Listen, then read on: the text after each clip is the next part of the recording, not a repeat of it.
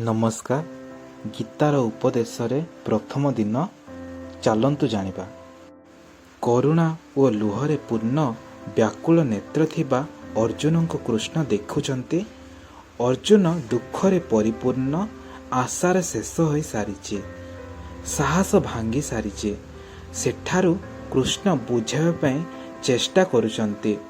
ଯେଉଁଠି ଯୁଦ୍ଧର ବର୍ଣ୍ଣନା ହେବା ଦରକାର ଥିଲା, ସେଠି ଦୁଃଖ ଓ ବିଷାଦର ପରିସ୍ଥିତି ଦେଖାଯାଇଛି। ଅର୍ଜୁନଙ୍କ ଆଖିରେ ଲୁହ ଓ ମନରେ ନିରାଶା ରହିଛି। ଏହା ସବୁଠାରୁ ଆଶ୍ଚର୍ଯ୍ୟ ଥିଲା। ଏହାକୁ କେହି ବି ଆଶା କରିନଥିଲେ।